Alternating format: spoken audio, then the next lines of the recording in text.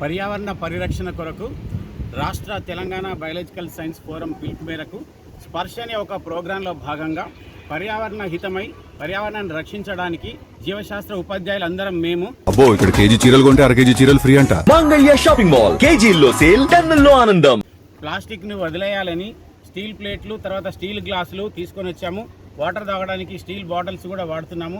పర్యావరణాన్ని పరిరక్షించాలా, ఎందుకంటే ప్లాస్టిక్ ప్లేట్లు వాడడం ద్వారా దానిలో ఉన్న ప్లాస్టిక్ ఆహారంతో కలిసి అది విషంగా మారి మన ఆరోగ్యాన్ని దెబ్బతీసి క్యాన్సర్ మొదలగు వ్యాధులను కలుగజేస్తుంది. కాబట్టి మనం పర్యావరణ పరిరక్షణ కొరకు ఒక ఉపాధ్యాయుడిగా మేమందరం కూడా ఈ పర్యావరణం గురించి, ఈ మనుషుల యొక్క ఆరోగ్య రక్షణ కొరకు భావితరాలకు ఒక మంచి మెసేజ్ ఇవ్వాలి.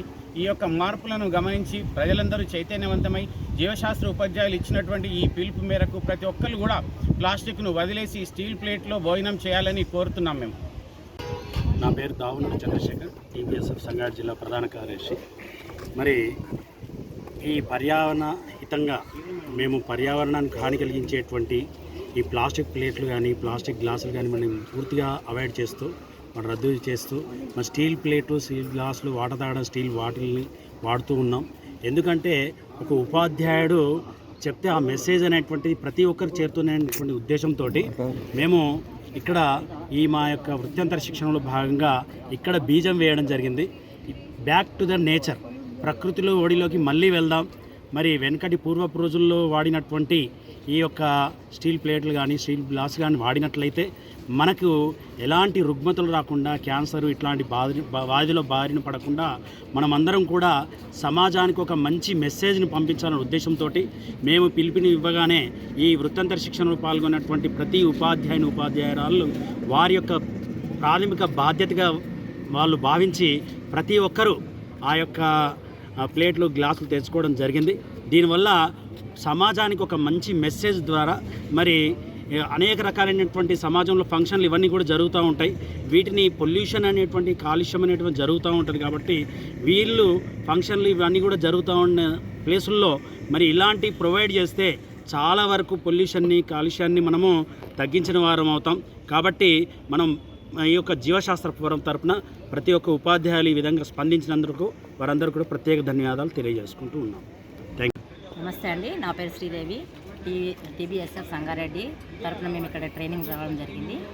పర్యావరణ పరిరక్షణలో భాగంగా మనం ప్లాస్టిక్ వాడొద్దనే ముఖ్య ఉద్దేశంతో మా మెంబర్స్ అందరికీ ప్లేట్స్ అవి తెచ్చుకోవాలని కంపల్సరీగా అని చెప్పడం జరిగింది. వాళ్ళు మా మాట విలువనిచ్చి అందరు కూడా ప్రతి ఒక్కరు 82 మంది అందరూ టీచర్స్ కూడా ప్లేట్స్ తెచ్చుకోవడం జరిగింది, స్టీల్ ప్లేట్స్ అది కూడా.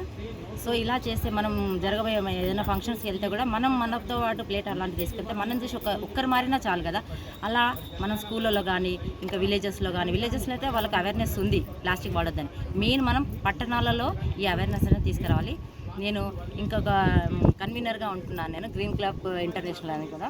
దాంట్లో మేము చాలా ఇట్లాంటి సేవలు, ర్యాలీస్ అలాంటివి చేస్తున్నాము. అంటే అవేర్నెస్, ముఖ్యంగా ప్లాస్టిక్ రహిత సమాజం చూడాలన్నది మా ఉద్దేశం.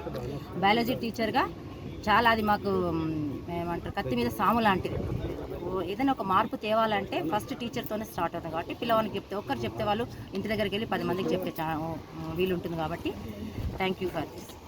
Sridevi.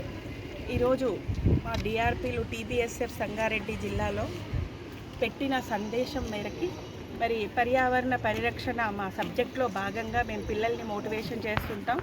Don't use plastic, use non plastic అని.